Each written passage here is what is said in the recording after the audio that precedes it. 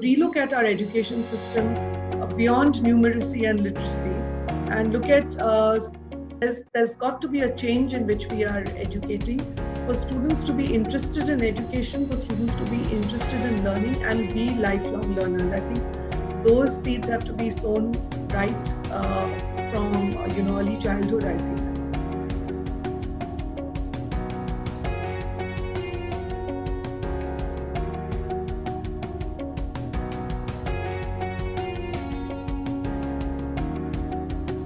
So today we are joined by Manisha Banerjee, CEO of the Anudeep Foundation.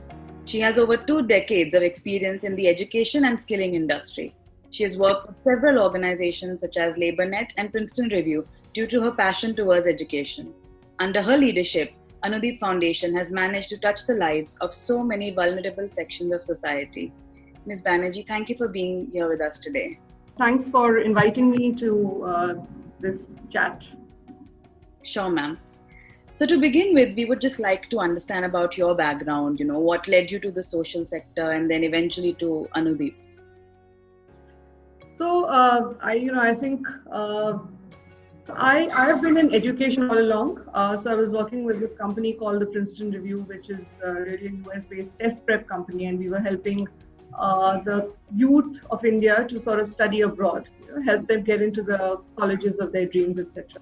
And during that journey, we met with a lot of college students, and we realized also that there were several students who actually were not making it here, right? So they lacked the employability skills. But then I realized that, we were really working with the kids who would have anyway made it in life. And perhaps it was midlife crisis or whatever, but I crossed over and I decided to join the development sector and reach the more vulnerable and needy, the ones who don't even have a dream to paint, right? And that's when I joined LabourNet, and that's when the journey in the development sector started. It's all along, it has been skilling and livelihoods, and I'm working with youth. We've also started now looking at school children because the skills that you need really, the 21st century skills, the seeds are sown in school itself. So that's when the journey started, and that's how it's been for the last 6 years or so. So I'm a crossover in that sense, not a traditional, development sector professional right from the beginning, but it's the passion that brought me. And I think, of course, I think the being in education has, always given me that lens of education and how it should be. Yeah. And that I've been able to bring to this sector. That's wonderful to hear, ma'am. So now we've looked at Anudeep targeting a lot of these marginalized or minority communities of India. And as a foundation, what have been the certain challenges when you're breaking into these communities or working with these communities? So as I said, we were very rural. Up to a certain point, we were very rural. We were working with the poorest of the poor, the people nobody reached. So technology had not reached several corners of the populations that we touched. So the original idea was to bridge the divide, and then it also became about livelihoods and how they could advance their employment or income opportunities. The problem that we face, and this is now something that we see in both the rural and the urban, but learning to learn or becoming 21st century workers requires a lot more than just technical training. Yeah. And started doing, so our courses now are very, very holistic. We have a lot of communication, sort of inbuilt into the programs. We focus on English comprehension and, speaking. We focus on a lot of career readiness elements in terms of teamwork and collaboration, in terms of resilience at work. Now, just talking about the programs that Anudeep has, there are a range of different programs catering to different audiences. So focusing particularly on the DIA program, which prioritizes digital literacy skills. Can you tell us a little bit more about that program in particular? So that's our flagship program. DIA stands for Digital Inclusion of Young Aspirants. And the the program really, we are now present in about 16 states. We have close to 100 centers. Our model has been blended, which means that we have a lot of our content on an LMS, where students get access to the LMS. The reason again that we moved from a purely classroom-based instructor-led training to a hybrid model was because we wanted the learners to be active learners. We didn't want them sitting in class and listening to instructors. Yeah. So the hybrid model makes them, the self-learning component, which is, technology-based, it's visual, gamified, and there are microbyte learning pieces. There are formative and summative assessments. That is to really trigger their curiosity and get them to start learning. Those classes are interspersed, those sessions are interspersed with instructor-led sessions where teachers really base the learning that they have acquired by themselves and bring up discussions to trigger and understand or check knowledge levels, etc. So the DIA program is very broad-based. It has, we have two different types of centers. We have the academies where we run the high-end courses, where we have full-fledged hardware networking labs, or we have web designing courses, or graphic designing, or even financial accounting, and now even coding. But then we also have the digital literacy centers, which are really for first-time users of computers, extremely rural, semi-rural, kids with low levels of education. So they sort of really understand what digital is all about. So they can get into jobs across sectors. It could be retail, it could be, in smaller organizations, in in desk jobs. It could be data entry and back-end, roles as well. It could also be retail. So, or logistics or any of that. So they're very sector agnostic in that sense. So we have centers that start students on an IT career, but we also have courses which get them entry into any sector. Okay. And one of the ways that we've been working is that, so all of our programs, of course, end with employment, right? It's not training alone.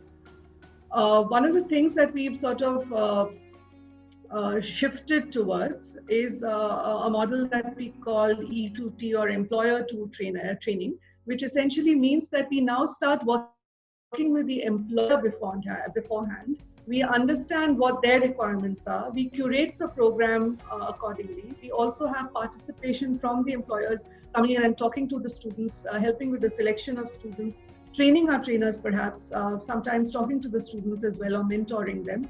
And then we are able to sort of place those students into those corporates. So we have tie-ups with organizations such as iMerit, with Tata Consultancy Services. We work with Amazon and several others, NetScribes and so on and so forth, where we've worked with them to curate customized programs and get students placed into those organizations. And the reason we do that is so that there is a better chance for our students to crack the interviews. And we work with larger brands that provide the security. So once we know that a student has, been able to get into an organization that is large and stable, there is a secure life that he gets in terms of a consistent, salary, and growth opportunities come up his way. So the DIA program is that. It's a blend of courses right from basics till, to advanced. Different kinds of courses for different geographies. So we are present in metros such as Mumbai, Pune, Bangalore. But we're also present in the remotest of villages in Orissa, Jharkhand, and West Bengal, Bihar, Chhattisgarh, and all of them. So the courses are very sort of designed to cater to the employment opportunities in the region.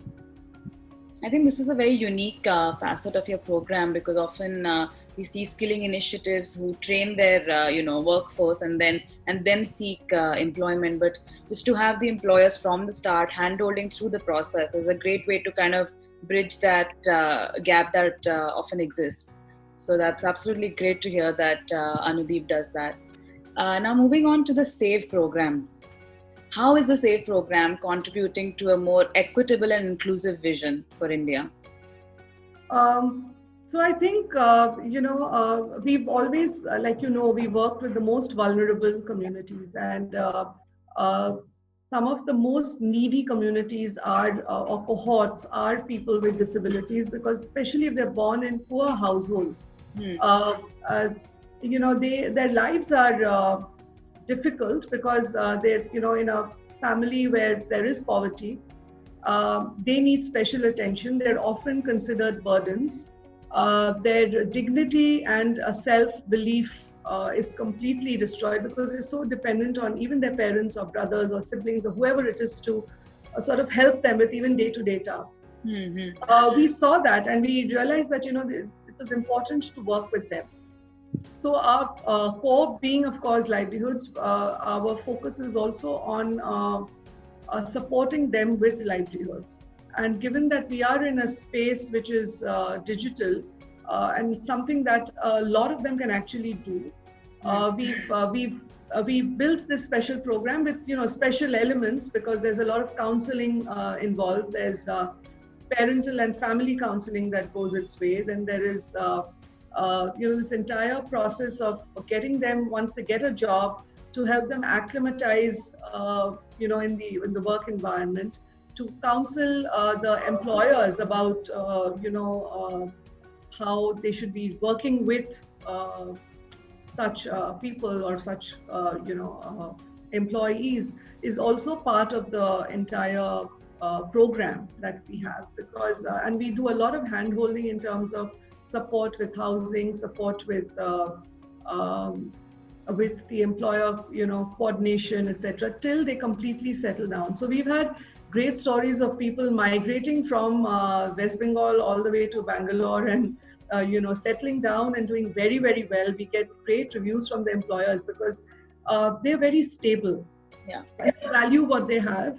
And from the employer perspective, I think the retention, etc., is significantly higher, and they're hard workers. So we've seen that success as the retention metric, the productivity metric being extremely high with the students of SAVE. We've traditionally been doing the work with people who have physical or motor disabilities. So for us, it's important to ensure that the employer has access or opportunities or facilities that support mobility of such candidates. But we've also recently done a program with hearing and speech impaired, and that's also, we've received 100% placement for that whole group. So that was very, very heartwarming. I think that's very inspiring, because the section of society almost entirely falls through the cracks when it comes to, this kind of outreach and skilling. And it's very inspiring that you've decided to focus on them as a section of society. Now, finally, moving on to the BEST program, which also focuses on another section of society which is quite vulnerable. So can we talk a little bit about that? So BEST stands actually for Building Entrepreneurs to Stop Trafficking. So as the name suggests, we work with girls, very young girls who've had traumatic pasts, who've been trafficked, and they come as young as 15-year-olds, and for 25. That's what our cohort is. And the problem, and we work in Murshidabad with them. Murshidabad is probably a region which records the highest instances of trafficking. It's almost like a socially accepted norm there. And families for generations, because of poverty, have been selling off their girls under the guise of marriage. Mm-hmm. Very often, the authorities can do nothing because, on the facade is marriage, but then they get trafficked. So we realized that there have been so many rescue efforts and so many stories of students or girls being brought back. But then there's a very high risk of them getting re-trafficked, because unless you give them that feet within their under their ground where they can stand tall and be stable, this would continue, because we're talking about families where poverty is, significant. Mm-hmm. So then we realized that livelihoods again was something that we would have to provide, because that was the only way in which we could convert or move them outside of the cycle that exists over there. And the other problem was that it was the low education levels, right? Some of them were as educated till maybe a standard 5 or standard 8 at best. There was also the problem of the stigma that was associated with them in society, and then their own self-confidence being at the pits, right? Really rock bottom. So we wanted to give them a secure environment for working, and it was we realized it was difficult to sort of just say that I'll send you to, say, a Calcutta for work. That would need time. So one of the things we did was we worked with this the first group, which was about 40 students, and we trained them for over a year and a half, and again various aspects. So the usage of a computer to start with, what is the internet, and then we brought them into crowdsourced platform, or basically data annotation tasks. We taught them that. And we put them on platforms where they could sort of download tasks and deliver. Mm-hmm. And this was something that would, was getting them money into their accounts. We then were able to sort of link them back with an employer who's now really, it's like really the gig economy in demonstration. So you have this group of girls sitting in Murshidabad working for another global organization. They're working on global tasks, but they were sitting in a group in a very safe environment in Murshidabad and working and drawing their monthly salaries. So we've been able to transition them from just doing crowdsourced work on their own, where the earnings were limited. There was 1,000, 2,000, sometimes 3,000 rupees.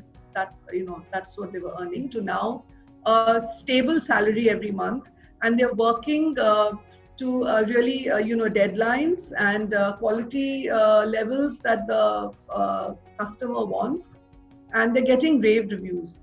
And this has been our so it's been a 2-year effort, but that's where this program's reached. We now have another 60 girls in training who want to get there, and we have a whole lot of mothers and daughters coming to our doorstep every day, because this is what they want. Now they've seen that it's possible to have a different life, and work also is what and the girls are fantastic. I mean, they talk about now wanting to buy a laptop of their own. They're talking about mutual funds and how to invest their money. They're investing in the health for their parents and buying them gifts. Amazing stories. And the recent COVID, actually, we had our first, the girls over there coming and saying that, Didi, we've got, we get our salaries, but there are so many in our villages that are, they don't have anything to eat. Can we do something about them? And that's when Anudeep started, its retail fundraising initiative. As an organization, we've been very corporate fund centric. Or reliant, and that's when our first initiative to actually raise funds for something like this happened. And this is really because these girls said so. So I see them as a much more than what they are. They're really, community role models and social thinkers. They're thinking about society. They're thinking about others. They're wanting to sort of bring others into where they've reached, and hopefully they'll have bigger dreams, and they'll also gradually sustain this and move up. It's just a 2-year-old like an effort. So they've been at work for 7 months, but the going's been very good. So yes, I think it's a very small project, but very close to our heart. But it's given us amazing results, and we are hoping to scale that up as well. So we're talking to other employers now where work from home opportunities can be provided, or opportunities where we can sort of have them not move out, but work collectively. So we'll see. I think this is also a good time with the COVID, I think, and employers beginning to see or accept work from home as a reality, where perhaps we'll be able to pivot more of these girls into that work. I think this is a very empowering initiative because, you educate a woman, you educate a generation, a society, and though they inspire so many more people in their community. So this is a very heartwarming and inspiring initiative, I must say. Now, talking about the collaborations that Anudeep has done with the industry members as well as public institutions, how is the foundation partnered with the NSDC for their skill development training? So, we have empaneled with them, of course, and several of our programs we follow the qualification pack, and that's been prescribed by the Sector Skill Council. So our courses are not all necessarily IT, ITS, but we have courses in electronics or in other Sector Skill Councils as well. So we work closely with them to sort of, in terms of the content and curriculum, we definitely have discussions when various training partners meet. We contribute there. NSDC has recognized us with an award for having the most innovative model, where we've been able to, we actually collect fees from all our students, which is very unlike the model that various other skilling partners do, or where some of the government schemes where students are enrolled free of cost. So ours is a fee-based model, and that we've been able to do very successfully. So despite the communities that we work with, we believe that unless a person doesn't invest in himself or herself, even if it's a nominal fee of 500 rupees, we charge that. And with that, we've actually been able to see a very low dropout rate in our courses. That's less than 5%. And that really has been something that the NSDC is, highlighting about us. That's a very insightful answer, ma'am. Thank you for that. With that, this brings us to the end of our interview. Ms. Banerjee, thank you so much for being a part of our India Skills series. I think I can speak for myself and whoever's going to be watching this talk that we are leaving so inspired and empowered, and looking forward to what Anudeep has in store for the future. So we wish you all the best for that, and thank you so much for being a part of this today. Thanks so much, Yamini. Thanks for inviting me. And yes, I think skilling has to be given focus, and it's not just Anudeep. I think there's this whole ecosystem that exists, and I wish there are more. And I think everybody has to sort of come together, because if you look at the population that we have and the times to come, 20, 30 years, we really must give it focus, both from the government and from outside. I think organizations such as ours we're already doing the work, but in a more cohesive manner, we have to have employers who value the skills that the skilling ecosystem is trying to build.